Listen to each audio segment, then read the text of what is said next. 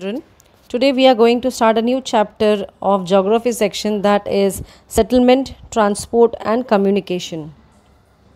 Students, we have read in the earlier chapters about environment, which consists of both natural and man-made environment.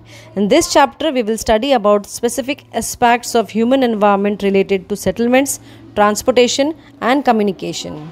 Settlements means a cluster or a group of houses. Settlement is the primary residence of human society. In ancient times, human beings led a life of food gatherers and moved from one place to another in search of food. They did not have permanent settlement and hence lived a nomadic life. They were completely dependent on the environment to satisfy the basic needs of food, shelter, and clothing. Thus, their settlements were temporary. In the post-Stone Age, human beings learned the art of agriculture and farming. Gradually, the concept of settled life came into being. The shelters were built near the areas where lands could be cultivated for temporary stay. The settlements were made with the help of branches of trees and covered with leaves. After Stone Age, settlements were occupied seasonally. Now, human beings started changing their settlements according to the change in season. In those areas where climatic conditions were suitable, the number of settlements were more and clustered.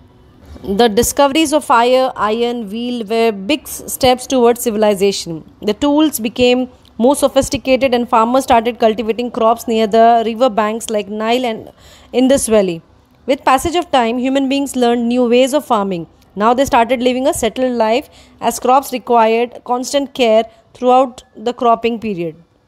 They were not required to wander in search of food and could afford to settle down at one place. Hence, building of permanent shelters, domestication of animals and use of clothes made up of fiber became a part of human life. With advancement of science and technology, human beings have been able to modify their natural environment as per their needs. Now the settlements protect the human beings from harsh temperature, chilly winds, rough terrain and also give them privacy. With the expansion of agricultural activities, domestication of animals, industrialization and the natural environment has been adversely affected. The growth of towns and cities as well as industrialization have shrunk the green belt area. Pollution as well as defective methods of blowing have resulted in ecological imbalance, which is a matter of great concern for all of us. Now, what are the factors responsible for permanent settlement? The first factor which is responsible is availability of water. If we go through the history, most of the civilizations developed near the river valleys.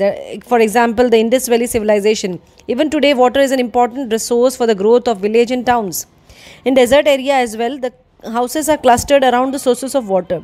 These sources may be well, ponds. The settlements that grow around a source of water are known as wet point settlements. The second one is the relief features. They play an important role in the development of settlements. Plains are favorable locations for the establishment of settlement. It is easy to have a good transport network here, which makes it possible for the people to move easily from one place to another. In India, many towns and cities have been developed in northern plains. In these areas, settlements are more compact. On the other hand, in highland areas where the nature of land restricts easy movements, the population is less. It results in a few and dispersed settlement. Third one is special sites. Some sites are chosen for the settlements because of their natural beauty. They are called tourism-based towns. They provide employments to many people. In India, Srinagar, Shimla, Nainital, Ooty are some of such sites. All the factors you just heard are related to one another. When we are looking at land as well as determining factors for settlements, water cannot be ignored. Similarly, the culture, the social setup and other environmental aspects are also important factors. Now, what are the types of settlements? The types of settlements are classified in several ways based on the functions. The settlements are classified into two types, temporary and permanent, as I already said. Now, the settlements that are occupied for a short period of time are known as temporary, while people who are living in a place for a longer period of time are said to be permanently settled. Now, some major types of settlement are based on the activities of people, like hunter-gatherers. It was in the previous ages. who used to roam around about in the forest in search of plants and foods. I have already explained, but just I am recalling everything. The second one is nomads. This type of seasonal where has been practiced ever since domestication of animals began. The nomads move from one place to another. The third one is transhumance. It is a cyclic pattern of migration from lower reaches of the mountain in winter to the higher reaches in the summer. Okay, now the shifting cultivation, this is another subsistence type of living practiced by the people of Amazon Congo basins and also northeast India. It is characterized by abandoning a plot of land after 2 or 3 years of cultivation and settling and cultivating in another site in a forest. Gypsies, Romani gypsies who originally lived in India are today found all over Europe. Refugee camps, these are some situations emerging out of political conflicts like wars or natural disasters, or the nature disasters, whatever we can say, like earthquakes, cyclones. People live in camps for temporary periods. Some examples are First World War or Second World War, Indo-Pak conflicts, the turmoil in Jammu and Kashmir. Okay, so students, now talking about the permanent settlements. Now the permanent settlements, based on the number of household and the size of population, they can be divided into two, that is rural and urban. Now what is rural settlements? Rural settlements are villages where people depend on agriculture and allied occupation like fishing, carpentry, craft works. These settlements are small, unplanned and consist of mud houses. Rural settlements have some certain characteristics like occupation. The main occupation of the rural areas people is agriculture, or some other occupation can be carpentry, smelting or pottery. There are very few facilities like school, dispensary and sources of clean drinking water. To be secure is the primary reason of people living close to each other. The rural people are prone to many threats, both human and natural, so they prefer to live close to each other. Most rural areas have small shops selling essential commodities of daily use. Village fairs are the means of and their recreation to most part of the rural India. Besides this, some sports like kabaddi and folk dances are popular. In rural areas, people build their houses with the help of mud, bricks, bamboo poles, clay, straw, etc. Now, based on the size, distribution and layout of the houses, settlements are of 4 types: compact settlements, linear settlements, scattered settlements and circular settlements. Now what is compact? These dwelling units are closely built and are rectangular in shape.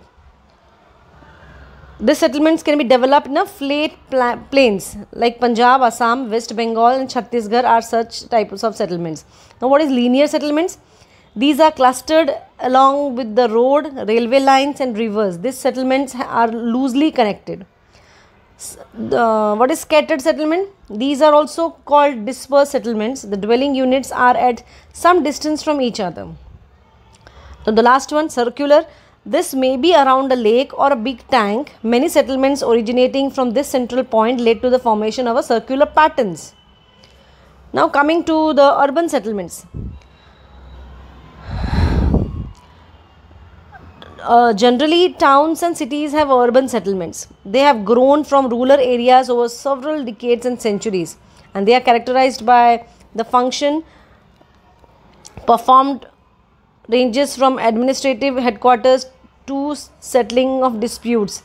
The local self-government units are called municipal corporation and municipal committees. Another characteristics is secondary and tertiary sectors of economic activities. Like some are engaged in non-agricultural economic activity with good income and better standard of living. Recreational facilities are like parks, zoos, cinema halls, etc. Market business centers and markets, both wholesale and retail, are found in the urban settlements. Talking about infrastructure of urban settlements, they generally have wide and metal road along with the well-developed communication and transport service. They have high-rise buildings that stand out in columns and rows.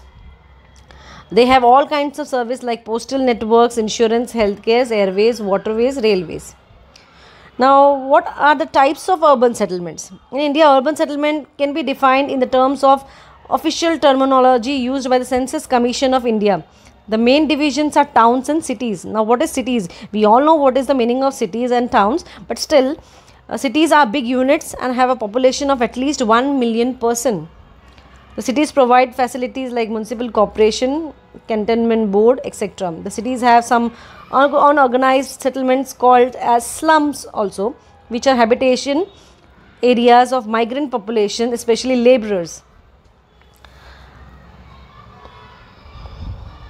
The Dharavi slum area is the biggest example in Mumbai, which is in Mumbai, is one of the largest slum in the world. Now the second one is towns. These have a minimum population of 5,000 person, and like cities, the people are mostly engaged in non-agricultural or secondary or tertiary activities. These are subdivided into industrial towns, commercial towns, cultural towns, and health and recreational towns. Now, based on the availability of water, settlements are divided into dry point and wet point settlements. Wet point मैंने आपको पहले ही बताया हुआ है, अगर आपको याद हो तो. Now, what is dry point? Towns and cities located on high ground and not prone to flooding are called dry point settlements. They generally come up to along transport routes but have wet soil in their periphery. An example of dry point settlement is Ely in Cambridgeshire. Now, wet point मैंने क्या समझाया था आपको? It is a type of settlements which are sheltered areas around the water courses like river banks. Okay, तो इसके लिए मैं ज़्यादा बोलूँगी नहीं. Now coming to the next section of this lesson, transportation. Now, what is transportation, my dear children? Transportation is the act of moving people or goods from one place to another. In the prehistoric times, people normally traveled on foot. They used to transport goods by carrying them on their back or head. With the invention of wheel came the bullock carts. With the development of science and technology, the transport and communication facilities have grown rapidly. The role of transport is of utmost importance for the development of a country. The pace of development depends upon the level of infrastructural and transport facilities. A good transport network helps people to move from one place to another, which also influences the social development. There has a great impact of transport on the economic development of a place. We know that transport system connects cities and towns with one another. It can help the people to send the surplus production different markets and in return help the country in its economic growth.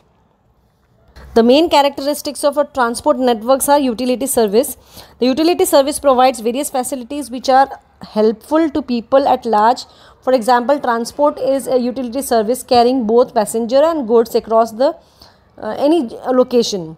Social interaction, it is an essential link between all the sectors of economy.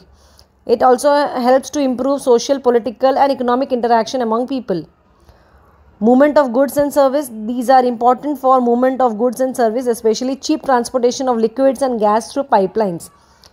Mobility, it promotes movement of people from one place to another. In fact, it is the main tool of globalization. Employment, this can give new opportunities of employment for the large number of people. Now, there are 5 main modes of transportation: roadways, railways, waterways, airways and pipelines. So, talking about the roadways, it is used for the movement of passenger and goods for a shorter distance. Roadway is swift and efficient means of transportation which provides door-to-door service. Roads help in transportation of perishable items like fruits, vegetables to distant market with a speedy movement. Construction and maintenance of road is cheaper as compared to another means of transport. In hilly areas, road transport play an important role as another means of transport are either not possible or very expensive. A well-developed road transport system reduces the social, political and economic distance among the people of different cultural backgrounds. So it is considered as the pathways used by the animals and humans for moving from one place to another. Now, roads are of two types, unsurfaced and surfaced. Unsurfaced are without any surface cover like coal tar, or we can say unmetalled roads. Now, surface roads are coated with several types of materials like charcoal, rubber, cement, or mixture of these. Surface roads are also known as metal roads. With the growing population and advancement of infrastructure and technology, we can say many flyovers, subways built to manage the traffics. Now, talking about the railways, it is virtually called a lifeline of a country. It is used for the movement of bulky goods and large number of passengers for a longer distance. It brings people closer from the farthest corner of the country. As the long distance are difficult to travel by road, railway provides the most comfortable and less expensive means of transport. Earlier, the trains were run with coal engines, but now they run by diesel and electrical engines. The electrification of railways have resulted in reduced pollution and has helped in carrying large number of passengers from one place to another. With advancement of technology, fast-moving trains like Rajdhani, Shatabdi, etc. have been introduced. Also, for the local movement of people over short distance, railways such as metro in Kolkata, Delhi, Mumbai, Bangalore, Jaipur, and Chennai are very popular. Railway engines that drive chain of rail coaches are called locomotives. These are at present three types of locomotives: electric, diesel, and diesel. Now coming to the next, waterways. It is the cheapest mode of transportation for heavy and bulky goods. Waterways are very beneficial for those countries which are located near the river banks, navigable canals or the coast. Nowadays, large and mechanized ships are equipped with all modern facilities. They can transport hundreds of passengers and vast amount of goods from one country to another. That is why they are also known as floating towns.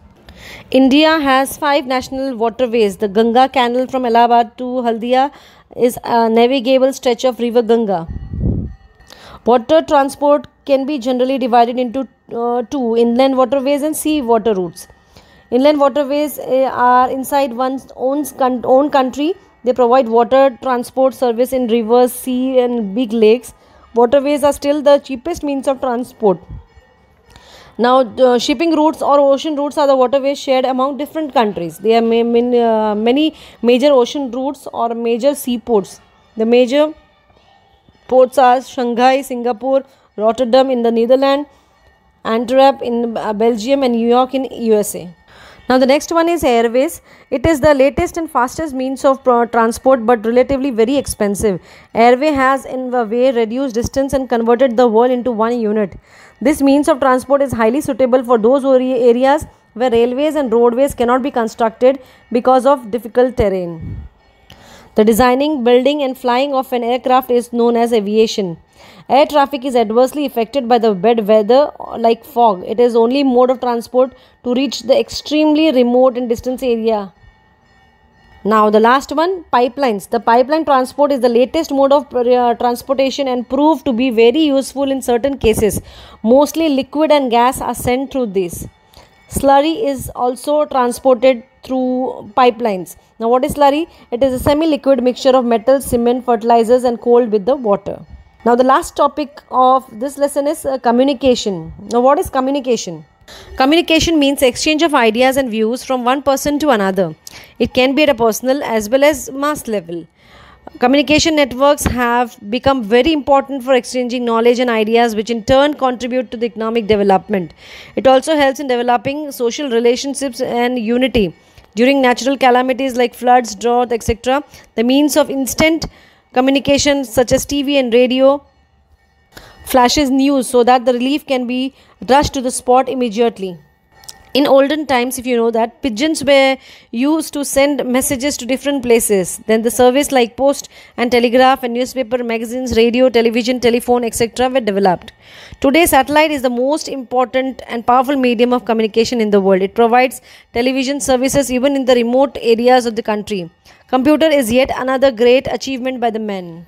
It has revolutionized the process of communications through email, internet, pen drive, laptop, palm top, etc. We can get any information about the entire world while sitting at home and using a computer.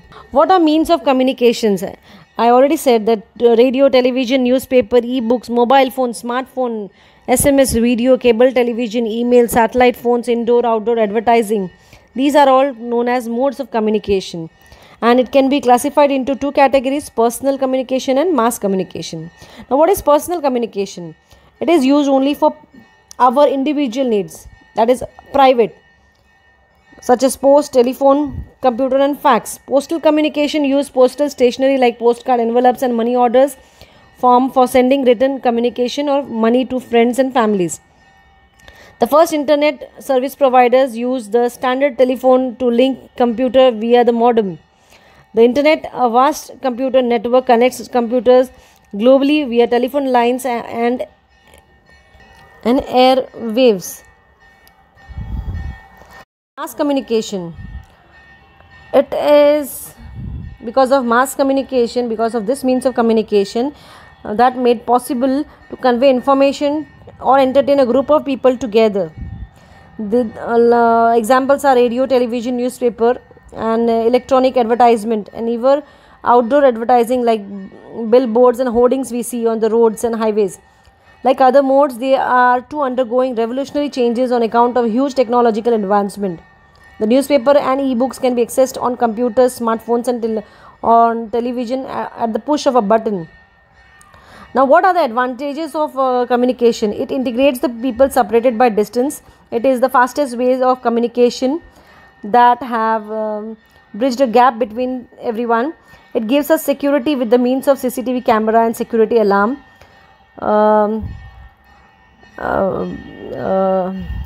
It is like e-books are more accessible, easily accessible through modern means of communication or gadgets. It is a factor of modern employment revolution, and it has the communication technologies like internet and GPS have set new standards of living. So students, this was all about this lesson. Read the lesson properly. The answers for this lesson will be given in the WhatsApp group. Complete it. Thank you so much.